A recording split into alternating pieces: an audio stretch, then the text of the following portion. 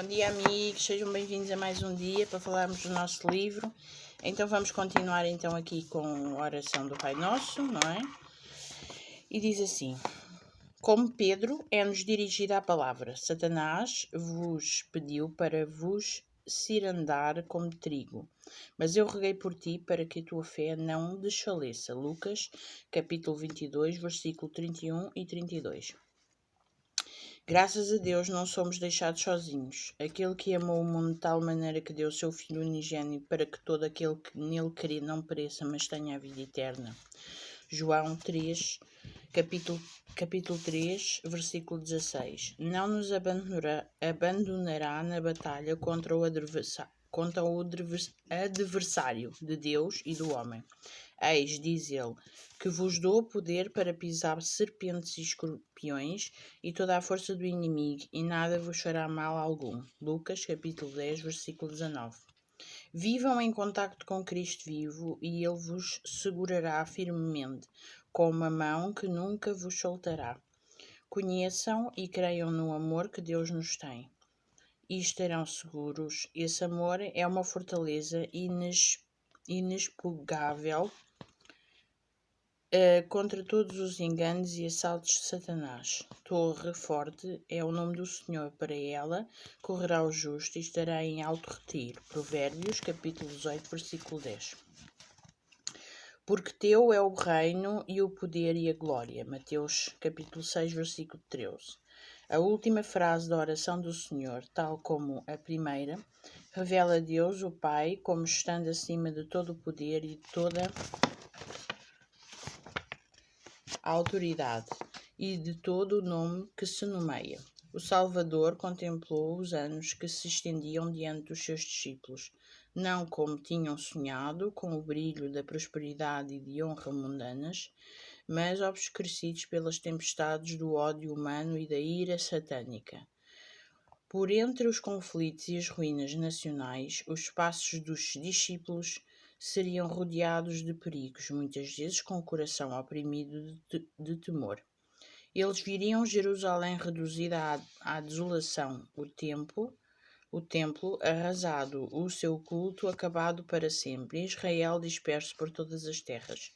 Quais náufragos numa praia deserta, Jesus disse, e ouvireis de guerras e de rumores de guerras. Se levantará nação contra nação e reino contra reino, e haverá fomes, pestes e terremotos em vários lugares. Mas todas estas coisas são um princípio de dores. Mateus capítulo 24, versículos 6 e 8. Aqui está exatamente a falar dos fins dos tempos, daquilo que nós já estamos a ver. O Covid é um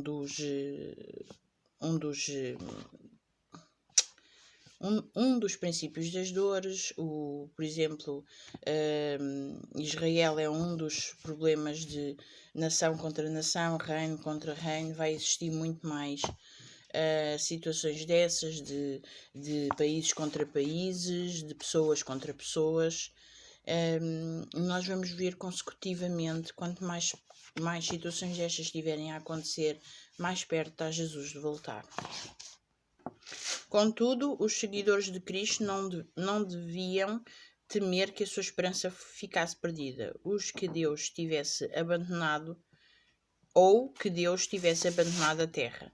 O poder e a glória pertencem àquele cujos grandes desígnios continuariam a avançar sem impedimentos rumo à consumação.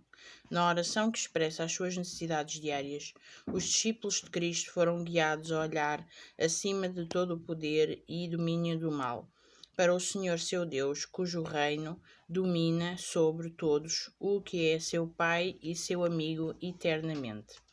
A ruína de Jerusalém era um símbolo da ruína final que assolará o mundo. As profecias que tiveram o seu cumprimento parcial na queda de Jerusalém têm uma aplicação mais direta nos últimos dias. Encontraremos-nos no limiar de grandes e solenes acontecimentos. Acha-se diante de nós uma crise como o mundo nunca testemunhou, e quão doce é para nós, como foi para os primeiros discípulos, a certeza de que é dada de que o reino de Deus domina para sempre. O programa dos eventos futuros está nas mãos do nosso Criador. A majestade do céu tem a seu cargo o destino das nações, bem como os interesses da sua Igreja. A todo o instrumento na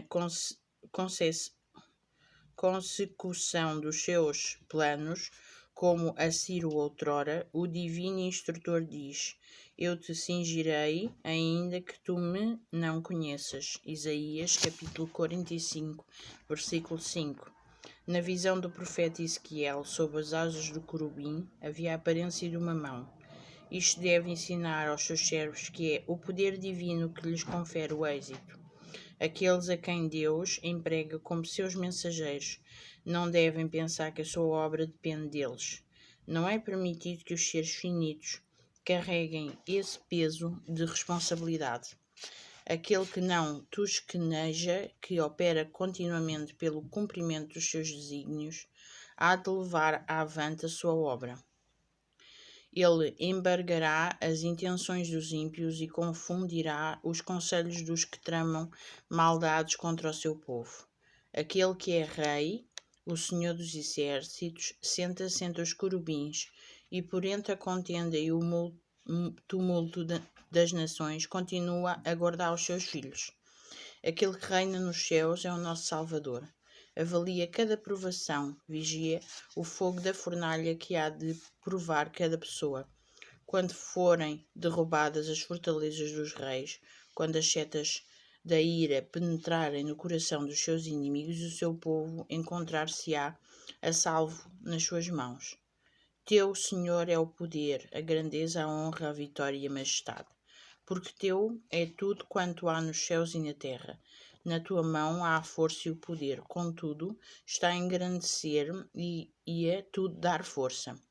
1 de Crónicas, capítulo 29, versículo 11 e 12. Quis-vos ler o resto do capítulo, a oração do Senhor, para que terminássemos em bem. E aqui está claramente a dizer-nos que se nós estivermos do lado de Deus, se confiarmos, acreditarmos, Deus nos guardará, Deus nos protegerá cada dia. E por isso vamos ficar com esta reflexão. Vamos pensar em tudo o que já fizemos até hoje, em todas as situações de vida. Será que nós confiamos mesmo em Deus? Será que estamos preocupados com isto ou com aquilo? Então vamos pensar para estarmos mais perto de Deus. Tenham um dia abençoado na presença do Senhor. Amém.